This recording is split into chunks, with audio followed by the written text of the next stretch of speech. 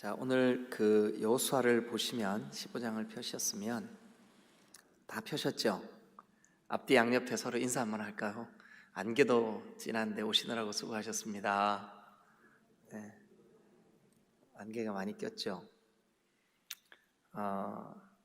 충주는 충주 댐이 있고 또 도시 한가운데 호암지라는 큰 호수가 있어요. 그래서 안개가 굉장히 많아요.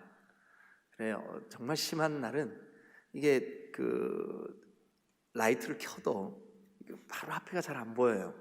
그래가지고 차량 운행할 때 비상등을 켜고 막 그렇게 운행을 해야 돼요. 새벽 예배 때 우리 부사역자들이 차량 운행을 다 돌고 차가 이제 여러 대니까 다 들어올 때까지 제가 기다렸다가 예배 들어가야 될 정도로 안개가 심각했는데 여기도 그러네요, 그죠? 오늘 겨울인데 이렇게 안개가 껴서 오시느라고 애쓰셨습니다. 여러분, 이 여호수아 15장을 보면 그 앞에 1절부터 12절까지는 그 유다 지파가 그 분배받은 땅이 쭉 거론이 되고 있어요. 유다 자손이 그 땅 분배받은 지역 이름이. 그 다음에 또 20절부터 마지막 절까지 보면 그 유다 자손의 그 기업들이 계속해서, 그러니까 15장은 한마디로 유다 지파가 받은 그 땅 분배 이야기예요. 그런데 1절부터 12절과 20절부터 마지막 절이 전부 다 지명 이름으로 가득 차 있어요. 사람 이름 혹은 지명 이름, 대부분 지명 이름으로 돼 있어요. 그런데 그 13절부터 19절만 스토리 하나가 딱 들어가 있어요. 거기에만. 그래서 오늘 그 1절부터 12절, 20절부터 63절, 참 발음도 어려워요. 제가 어제 이거 읽어서 여러분들에게 음성 파일로 보내드렸는데 읽다가 이게 잘 안 돌아가니까 실수해가지고 다시 읽어야 돼. 그래서 스톱 다시 몇 번 돌아갔어요. 어제 한 번은 거의 한 그 50절 가까이 읽었는데 거기서 그 에스드모와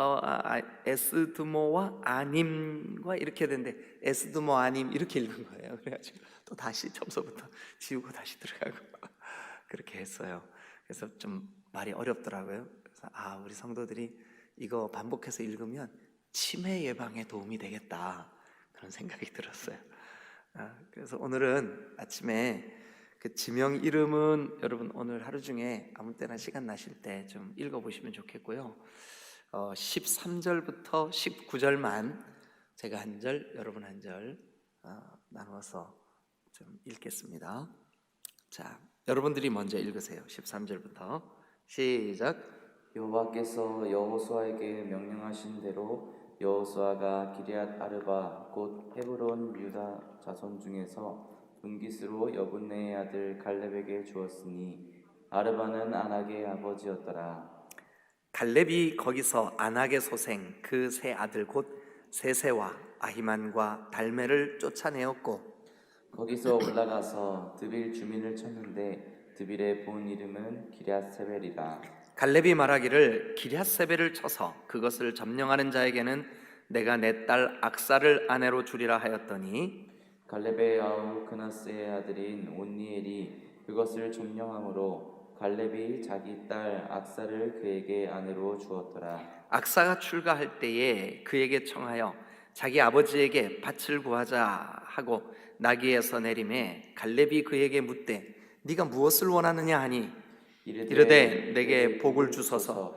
아버지께서 나를 네겝 땅으로 보내오시니 샘물도 내게 주소서 하매 갈렙이 윗샘과 아랫샘을 그에게 주었더라.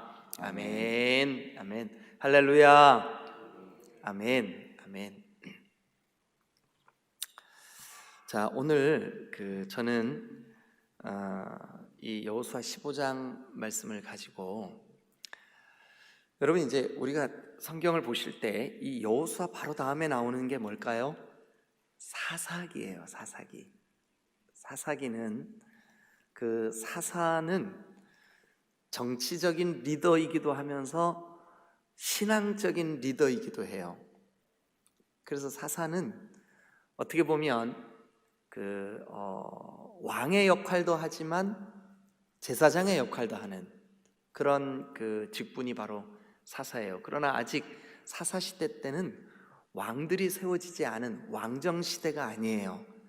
사사 시대가 지나야 이제 사무엘에 의해서 왕이 세워져요. 사울 왕, 다윗 왕, 솔로몬 왕, 르호보암 왕, 뭐 이렇게 쭉 왕들이 세워지거든요. 그러니까 왕들이 세워지기 전까지 그 시대를 사사 시대라 그래요. 사사 시대. 이제 이 여호수아가 끝나면 곧바로 사사 시대가 시작이 됩니다. 그러니까 이제 이 여호수아 때부터 사실은 그 가나안에 정착하면서 이스라엘 백성들이 하나님께서 하나님의 백성으로 살아가야 할 그런 하나님의 나라를 형성하는 그런 과정인데, 안타깝지만 사사 시대에는 그 일이 잘 이루어지지가 않습니다. 어쨌든 한 시대를 이제 가나안에 정착하면서 시작을 해야 되는데, 그 한 시대에 한 시대 초창기를 하나님이 쓰실 일꾼들, 우리가 지금 어제에 이어서 오늘도 갈렙 이야기죠. 갈렙. 어제도 갈렙, 이 산지를 내게 주소서. 그래, 어제 우리가 찬양도 이 산지를 내게 주소서, 이 찬양 같이 했는데, 어제와 오늘이 갈렙 이야기예요. 갈렙. 근데 갈렙은 어제도 잠깐 말씀드렸다시피 여호수아와 함께 45년 전에 가데스 바네아에서 가나안 땅을 정탐했던 사람이에요. 여호수아와 함께 그 땅을 성실히 정탐을 하고 40일 동안 성실히 정탐을 하고 그 땅에 대하여 하나님이 주신 약속의 말씀을 근거로 그 땅을 평가했어요. 이 여호수아와 갈렙, 특별히 갈렙, 이 사람의 그 평가는 뭐냐 하면, 올라가자, 저들은 우리의 밥이다. 하나님이 말씀하셨는데, 하나님이 주시겠다고 했는데 뭐가 문제냐? 근데 나머지 10명은 안 된다, 못한다, 저들은 우리보다 덩치가 얼마나 큰지 우리는 저들에 비해서 메뚜기 같다. 제가 언젠가 한번 설교할게요. 그 메뚜기 같다라고 하는 그 내용, 그걸 메뚜기 컴플렉스라고 합니다. 그들의 성읍은 견고하다. 그들은 전쟁 준비를 다 갖추고 있다. 우리는 이제 다 죽었다. 왜 우리를 애굽에서 그냥 있게 만들지? 끄집어내가지고 우리를 여기서 죽게 만드냐? 막 별 악평을 다, 하나님이 그걸 다 들으시고 저렇게 불평하고 악평하는 사람들을 내가 가나안을 줄 수가 없다. 그래서 그들을 광야에서 다 죽입니다. 그들이 다 죽일 때까지 하나님 기다리세요. 그 기다린 기간이 40년이에요. 40년. 그로부터 40년 이제 가나안에 들어와 가지고 가나안을 정복하기 시작한 지 5년쯤 지났어요. 그때의 스토리예요. 요게 지금 14장 15장 이야기가. 그러니까 이제 그 가데스 바네아를 정탐한 지 45년이 지난 거예요. 45년. 어제 그 말씀에 그 내용이 나왔죠. 그죠? 45년. 45년이 지나서 여러분, 이 갈렙이 정복한 이 헤브론, 어제도 제가 강조를 하고 중요하다고 말씀을 드렸는데, 이 헤브론이 한 도시 이름도 헤브론이지만 한 지역도 헤브론이라고 부르는 지역이 꽤 넓어요. 근데 그 헤브론 지역에 성경 역사에서 굉장히 중요한 지역들이 몇 군데가 포함이 되어 있습니다. 그 중에 하나가 말 그대로 헤브론이 포함되어 있어요. 헤브론. 어제 제가 그 말씀드렸던 내용 중에 아브라함이 이 마므레 땅에 있는 막벨라 밭을 이렇게 그 헤브론 족속들에게 사서 그 그 족속들이 이제 그 헤브론에 원래 살던 원주민들이죠. 그래서 이제 그 땅에 장례지를 삼죠. 그 자기 아내가 사라가 죽었을 때 거기다 장사를 지내요. 그리고 자기도 죽어서 거기에 묻혀요. 그 동굴에, 막벨라 굴에. 그 헤브론 땅에 있어요. 그래서 지금도 그 막벨라 굴 위에다가 이 건물을 누가 지었냐 하면 예수님이 탄생하실 당시에 헤로드 왕 있죠. 예, 그 헤로드 왕이 그 유대인들에게 환심을 살 목적으로 이 유대인들이 그토록 존경하는 아브라함의 무덤으로 이렇게 여겨지는 막벨라 굴 위에다가 이 헤롯이 건물을 지었어요. 그런데 2000년이 지난 지금도 그 헤롯이 지은 건물이 지금도 있어서 성지순례를 가면 아브라함의 무덤이라고 하면서 구경을 가는데 그 무덤이 그 동굴이 보이는 게 아니라 지금은 건물이 딱 서 있어요. 그래서 사실은 그 건물 지하가 아브라함과 그의 아내 사라, 그 다음에 아브라함의 아들 이삭, 그리고 그의 며느리 리브가, 그 다음에 또 이 이삭과 리브가의 아들인 야곱, 야곱이 가장 사랑했던 아내 이름이 뭐죠? 우리 창세기 할 때 아주 이거 재미있게 지나갔는데, 아브라함이 가장 사랑했던 아내가 4명의 아내들 중에 끝까지 이 아내에 대한 순정을 잃지 않았던 아내의 이름이 뭐예요? 라헬이에요, 라헬. 근데 안타깝게도 이 야곱이 막벨라 굴에 묻히고 라헬이 거기 같이 묻히지를 못했어요. 누가 묻혔냐 하면 레아가 묻혔어요. 레아. 그래서 야곱과 레아.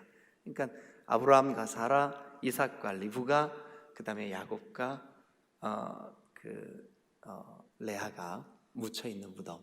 이게 그 헤브론에 지금도 있어요. 그런데 이제 그 헤브론 도시는 그렇고요. 이제 그 헤브론 지역을 놓고 보면 그 헤브론 안에 뭐가 포함되어 있냐면 예수님이 탄생하신 베들레헴이 그 지경 안에 있어요. 그러니까 아주 중요하죠, 그죠?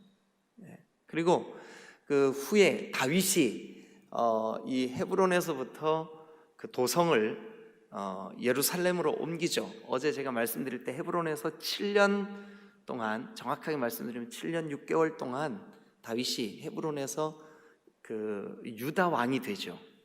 그랬다가 나중에 통일 왕국이 되었을 때는 예루살렘으로 도읍을 옮기는데, 그 예루살렘도 사실은 그 지역을 놓고 볼 때는 헤브론 안에 포함되어 있어요. 그래서 여러분들이 그렇게 이해를 하시고, 오늘 이 갈렙이 그 분배받았던 지역이 이스라엘 역사에 그렇게 중요한 지역이구나. 그런데 이 갈렙에게는 딸이 하나 있었습니다. 그런데 이 갈렙이 어제도 같이 말씀을 드렸지만 이 산지를 내게 주소서, 그날 저 가데스 바네아에서 땅을 정탐하고 그 땅에 대하여 평가를 내린 그때 하나님의 종 모세를 통해서 여호수아 당신과 내가 듣고 있는 자리에서 네가 보고 온 그 땅, 그 헤브론 땅은 너에게 주겠다라고 약속하신 그날에 하나님이 약속하신 그 땅을 내게 주십시오. 그렇게 이제 요구를 할 때 여호수아가 맞다고, 그렇게 하나님이 약속하셨다고. 그래서 그 땅을 지금 우리가 다 정복하지 못했지만 그 산지를 정복해서 가서 싸워서 이겨서 그 땅을 가지시라. 그래서 이제 그 갈렙이 자기의 군사들, 그러니까 이제 자기 유다 지파죠. 유다 지파의 군인들 다 소집을 해서 그 땅을 정복해 나갑니다. 근데 정복해 나가는 그 땅 중에 한 지역 중에 기럇 세벨이라고 하는 곳이 있어요. 기럇 세벨. 자, 16절에 봅니다. 갈렙이 말하기를 기럇 세벨을 쳐서 그것을 점령하는 자에게, 자, 거기 기럇 세벨 밑줄 그어보세요. 이 기럇이라고 하는 이름이 많이 나와요. 성경에 기럇 아르바, 또 뭐가 있죠? 기럇 여아림, 지금 얼른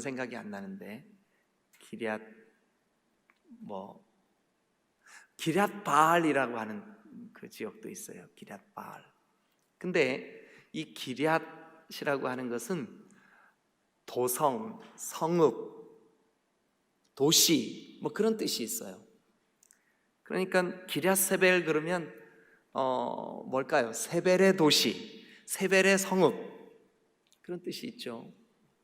그 우리가 어제 14장에서 제일 14장 마지막 절 한번 읽어볼까요? 14장 마지막 절 시작.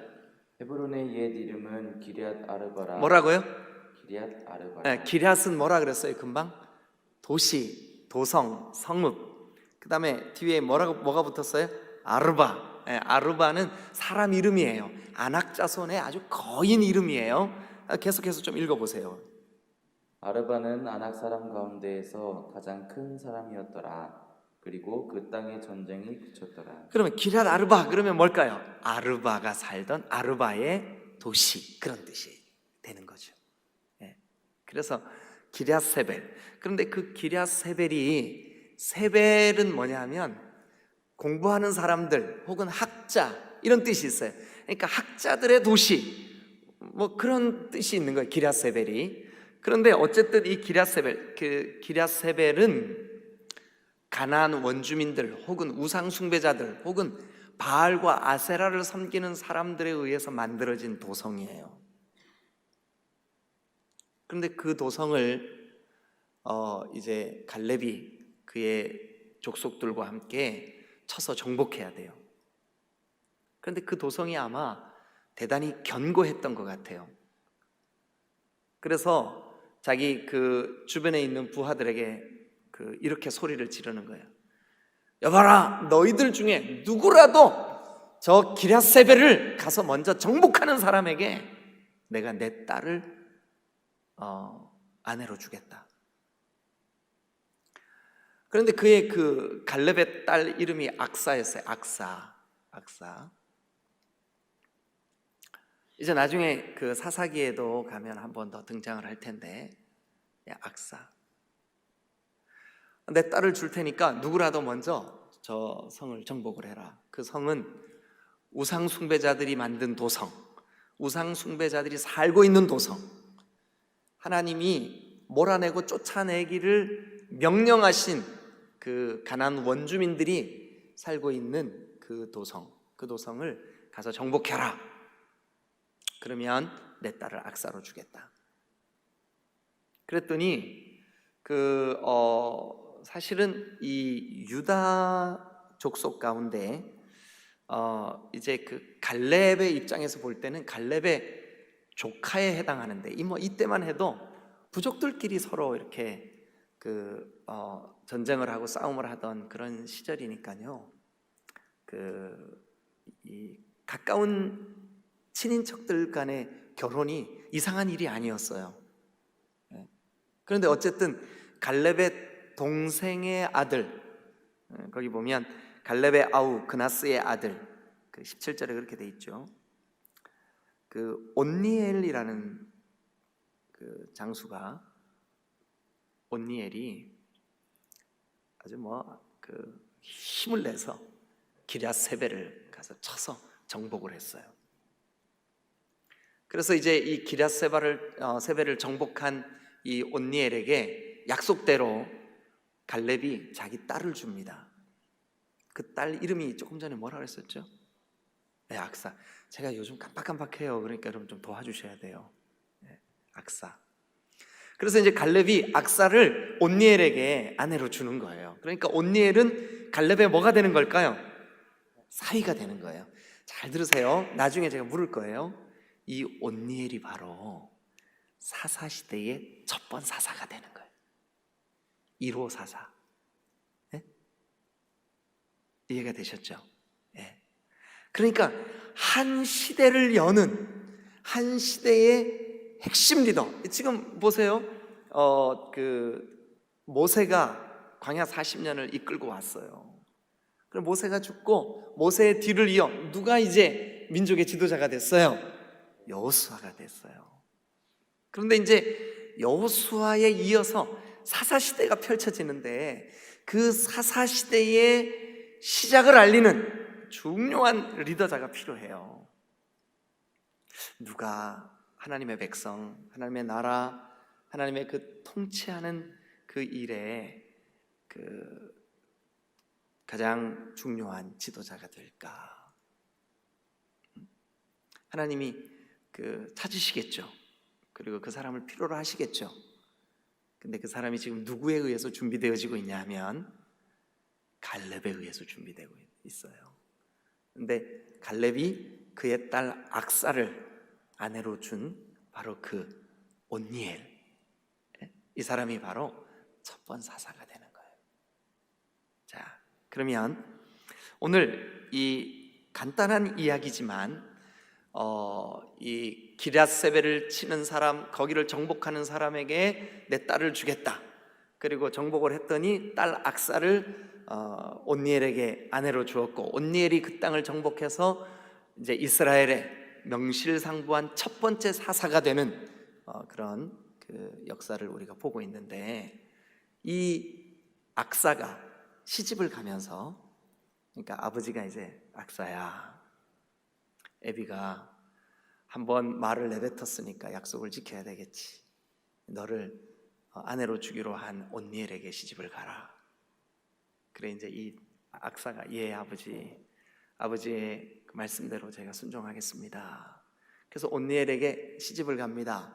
이 시집을 갈 때 악사가 마음속에 내가 시집을 가면 그 우리 아버지의 기업 중에 중요한 이거는 내가 나에게 좀 그 유산으로 달라고 요청을 해야 되겠다.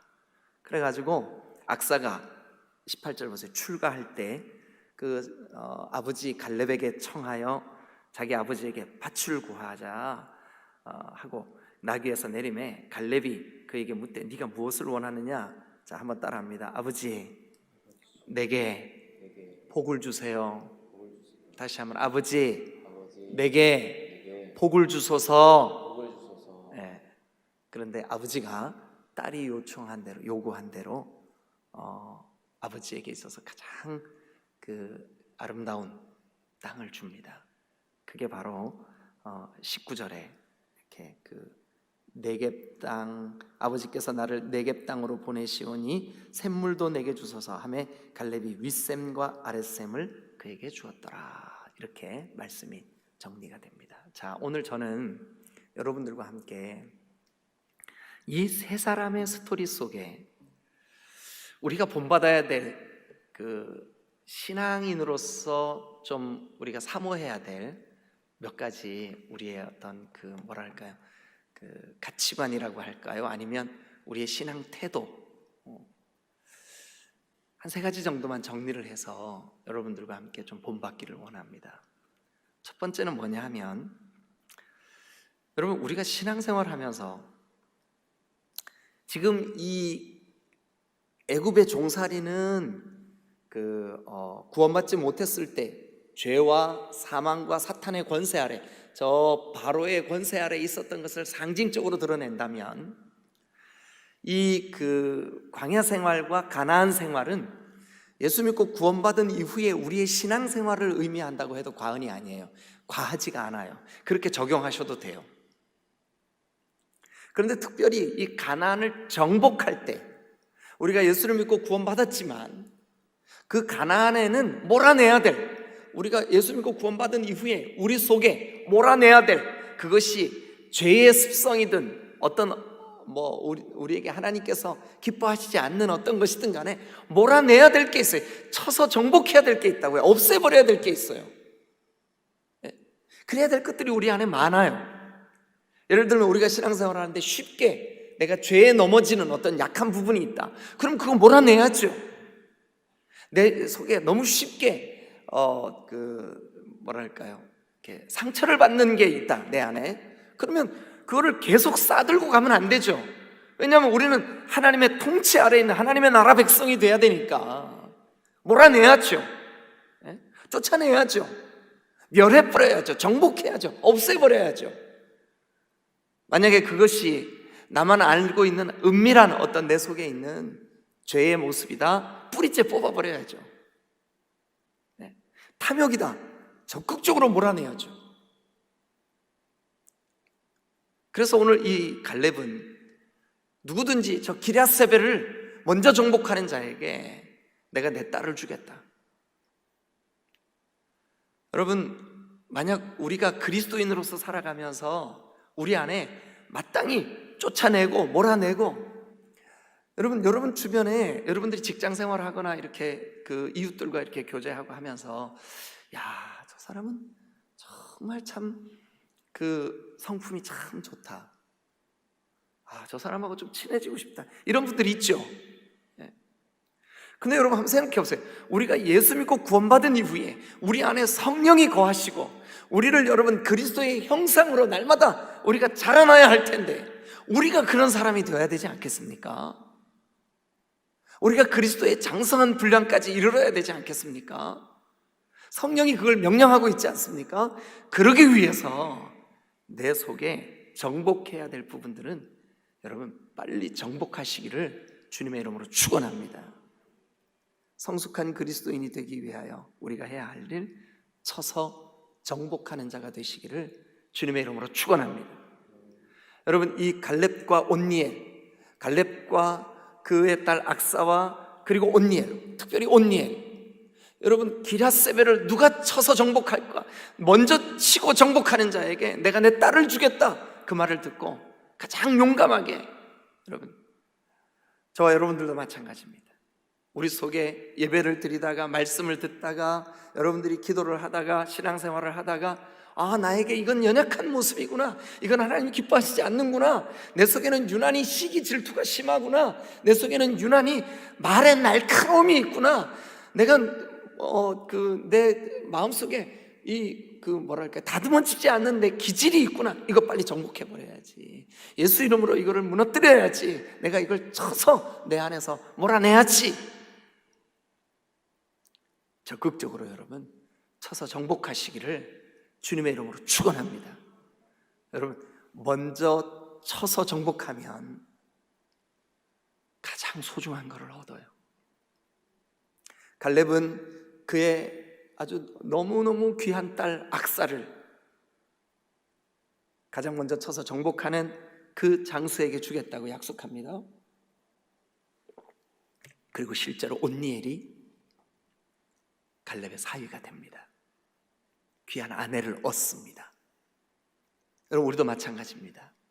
우리가 그리스도의 신부로서, 하나님의 백성으로서, 하나님 나라의 하나님의 통치를 받는 자들로서 우리 속에 쳐서 정복해야 될 그런 대상들을 오늘 아침 여러분들이 한번 묵상해 보시길 바라요. 그게 뭘까? 이거를 내가 오늘 물리쳐야 되겠다. 할렐루야. 그런 사람들에게 주님이 주님의 일들을, 주님의 은혜를 허락해 주실 줄로 믿습니다. 또 한 가지 우리가 생각해 봐야 될 것은 뭐냐 하면, 자, 여러분, 이 갈렙은 어제도 우리가 갈렙에 대해서 보았지만 하나님께서 약속하신 말씀이 반드시 이루어질 것을 믿었던 사람이에요. 그리고 자기가 한 말에 대해서 끝까지 책임을 지는 사람이에요. 내 딸을 주겠다, 끝까지 그 딸을 주는, 그리고 그 딸에게 그 딸이 요구하는 기업까지 주는. 여러분, 만약에 그리스도인으로서 성숙한 그리스도인이 되려면 여러분, 우리가 하나님의 말씀에 대해서는 하나님의 말씀대로 이루어질 것을 믿어야 되지만 우리의 말도 우리의 말에 책임을 져야 될 줄로 믿습니다. 그래서 갈렙은 누구든지 그것을 정복하는 자에게 내가 내 딸 악사를 아내로 주리라. 그리고 실제로 그렇게 행동으로 옮깁니다. 그리스도인의 성숙한 인격 중에 말과 말에 대한 책임. 오늘은 이 말했다가 내일은 저 말했다가 올해는 이 말했다가 내년엔 저 말했다, 그러면 안 돼요. 그거는 성령으로부터 온 게 아니에요. 우리가 진실되게 하나님의 사람으로 우리의 신앙 인격을 인정받고 승리하며 살아가려면 우리의 말에 대한 신중함과 또 책임감이 있어야 될 줄로 믿으시기를 축원합니다. 마지막 한 가지 더, 여러분, 사사시대를 여는 새시대의 일꾼들로 쓰임받는 사람들이 그들의 그 일꾼으로 쓰임받는 신앙 인격을 갖출 때 어떠했는가? 첫 번째는 쳐서 정복하는 자가 됐다. 두 번째는 말에 책임을 지는 자가 됐다. 세 번째는요, 여러분, 우리가 하나님 자녀 됐잖아요. 하나님의 통치를 받는 하나님 나라 백성 됐잖아요. 우리가 하나님께, 하나님 내게 복을 주세요. 한번 따라합시다. 주여 내게 복을 주옵소서. 여기 악사는 아버지에게 뭐라 그랬냐 하면 19절 이르되 내게 복을 주소서, 내게 복을 주소서. 아버지 내게 복을 주소서. 여러분, 물론 지금 이 악사가 구한 이 복은 기업입니다. 땅입니다. 물질적인 복입니다. 그러나 여러분, 신약시대에 와서 예수 그리스도의 복음으로 구원을 받은 우리에게는 이제는 눈에 보이는 물질의 복뿐만 아니라 영원히 없어지지 아니하는 영적인 복을 추구하시기를 주님의 이름으로 축원합니다. 여러분들이 여러분 자신이나 자녀들을 위하여 기도할 때 믿음의 복을 달라고 기도하세요. 하나님 나에게 믿음의 복을 주세요. 하나님 내 자녀에게 신앙의 복을 주세요. 하나님 우리와 우리 가정이 만남의 복을 받게 해주세요. 누구를 만나든 만남의 복을 받게 해주세요. 신앙의 영향을 주고받게 해주세요. 혹 이 땅에서 받는 물질의 복은 우리가 다소 받지 못했다 할지라도 영원한 영생의 복 누리게 해주세요. 예수 그리스도 안에서 우리가 성령의 아름다운 열매를 추구하는 성령의 복 받게 해주세요. 여러분, 오늘 우리도 이 복을 구해야 돼요. 주님 내게 복을 주세요. 우리 영혼의 아버지이신 아버지께, 아버지 내게 복을 주세요. 갈렙의 딸 악사는 자기 아버지에게 시집을 가면서 아버지 내게 복을 주세요. 우리도 마찬가지예요. 여러분, 오늘 아침 기도하실 때 여러분들의 영혼의 아버지이신 하나님께 믿음의 복, 성령의 아름다운 열매의 복, 신앙 인격의 복, 여러분들의 자녀들에게 주실 신앙의 계보를 이을 영적인 복을 달라고 간절히 사모함으로 구하시기를 주님의 이름으로 축원합니다. 세 가지 말씀을 정리하겠습니다. 여러분, 새 시대를 여는 새 일꾼들에게 주님이 새 일꾼들이 이렇게 우리에게 교훈으로 보여주는 신앙인격 세 가지. 첫 번째는 우리가 쳐서 정복해야 될 것을 속히 쳐서 정복하자는 거예요. 여러분, 쳐서 정복해야 될 게 뭔가 한번 묵상해 보세요. 내 마음속에 쳐서 정복해야 될 게 뭐지? 내 속에는 욕심이 많구나. 이거 쳐서 정복해야지. 내 속에는 시기 질투가 많구나. 내가 이거 몇 번 내가 이것 때문에 넘어졌는데 더 이상 여기 남겨두면 쳐서 정복해야지. 두 번째는 약속을 내가 성실히 이행해야지. 하나님도 나에게 약속을, 하나님의 말씀을 이행하시는데 나도 또한 사람과의 관계 속에 갈렙이 그의 온니엘에게 내 딸 주겠다 약속한 것을 그대로 실행했던 것처럼 우리 또한 말에 책임을 지는 그런 신앙 인격자들 되시길 바라고, 세 번째는 아버지 하나님께 하나님 내게 복을 주세요. 특별히 영적인 복을, 또 신앙의 복을, 믿음의 복을 간절히 사모하는 여러분 되시기를 주님의 이름으로 축원합니다. 할렐루야.